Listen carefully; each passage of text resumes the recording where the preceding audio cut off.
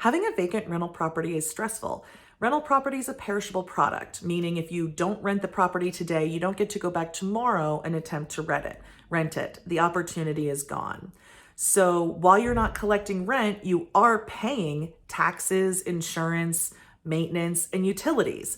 This is why leasing is so important. So today I'm going to chat with a leasing professional to answer all your questions. I'm Jennifer Rollins, landlord, educator, and advocate, and broker of One Focus Property Management. And joining me today is Kristin Leet, our leasing agent at One Focus Property Management. She is a fireball of energy, and she's here to talk to us today about what you want to know, how you can lease your properties faster and with more success. So Kristin, we have some questions. Okay. My first question today is, what questions are prospective tenants trying to answer when they view a property with you? Well, I feel like this is a two-part answer. One part, what they're looking for initially is they want the black and white details. How much is the rent? How many bedrooms? What are the utilities, especially the heat source? The second part of the question is definitely answered by they want to see if it feels like home. They want to see if their furniture is going to fit. Can I decorate this how I want? Do I like the neighborhood? They need to see if that's going to be a fit for their life. Oh, interesting. So the first section of things are really like the deal breakers. What appliances are there? How big is it? How many bedrooms? And then when they arrive, they're probably confirming those facts and then going for the how does it feel? Does this feel like home? Yes. Okay. Well, that's great. What approach do you use with tenants when you very first meet them? When I first meet someone, I'm very open. I try to be friendly. I also try not to overtalk the conversation. I like to get a feel for who they are, and then I just adjust my personality to what their vibe is when we're going into the tour. Oh, so you're using that technique, mirroring. Yes. Oh, is that effective for you? A lot of times, yes. Oh, interesting. Well, what are you trying to accomplish when you show a tenant a property? Ultimately, I want them to apply.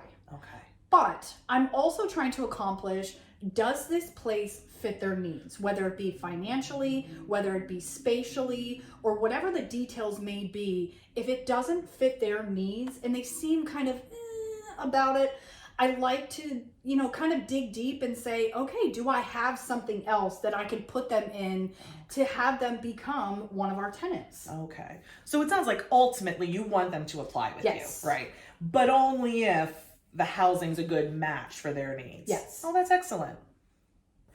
Well, another question. What features are tenants really loving these days? Kitchens. Oh.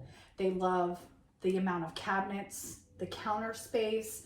When I have someone walk in and we have a full appliance package, which is the fridge, the stove, the microwave, the dishwasher, it wows them. Oh. It wows them all the time. It's like surprising to people that there are properties that do include these kinds of things so they don't have to worry about it later on. Oh, interesting. So kitchens are a real thing. I kind of thought it might be those home offices and like study rooms and things, just because, well, this is November 2021.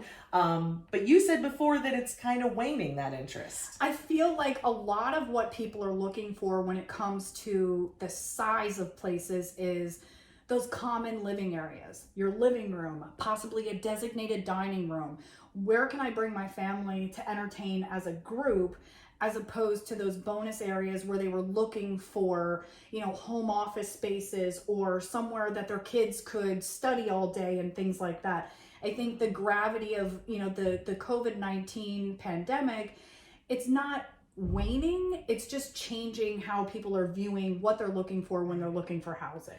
It's interesting that they're concerned more about the spaces they're going to be in together in the house. Yes. Versus the spaces they're going to be in alone, like a study or an office. I agree. Okay. I have a question.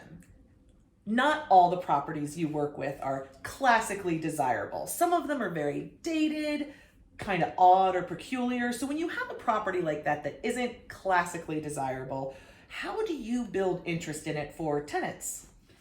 I put myself in their shoes. Okay.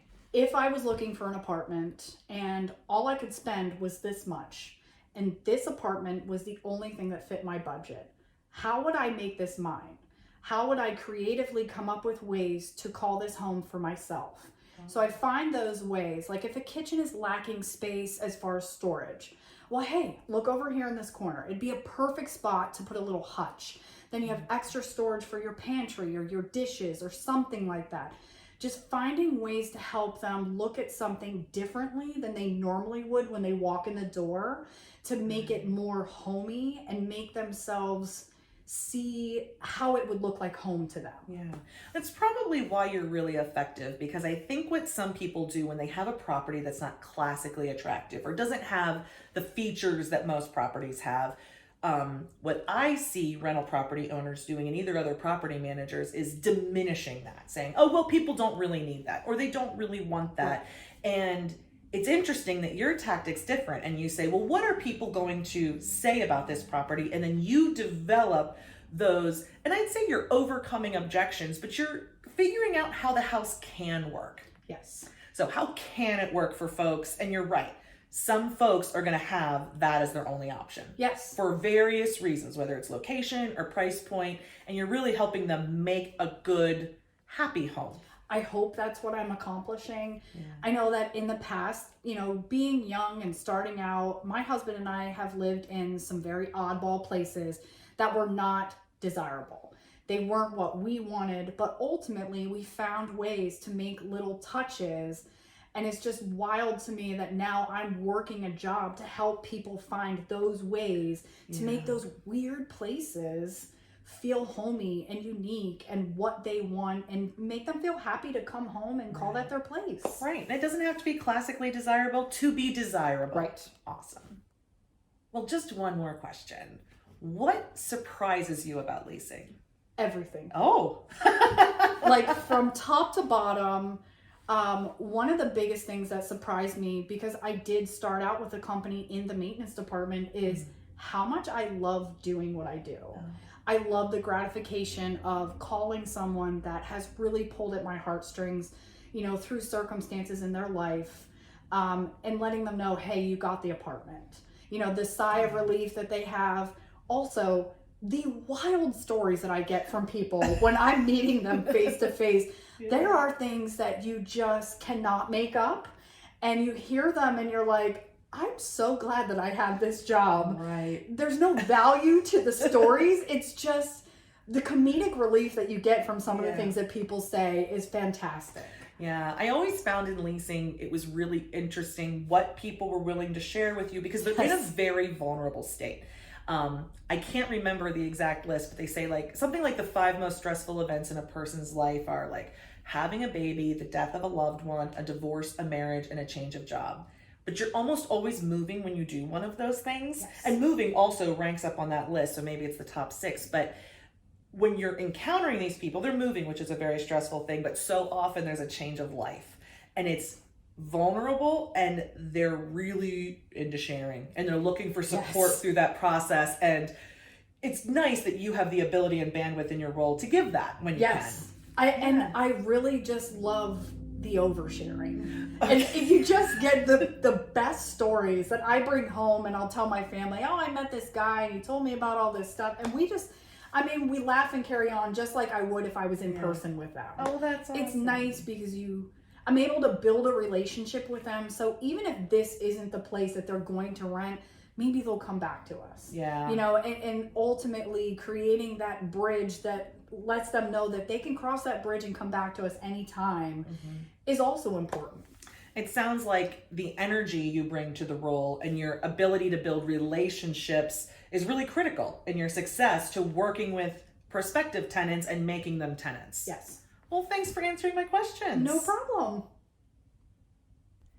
It isn't every day that you get to chat with somebody who leases properties in our market at a rate of just about 1 a day. She leases about 350 properties a year. So she is clearly the expert, and I'm so glad that Kristin Leet took the time to sit down and chat with us today.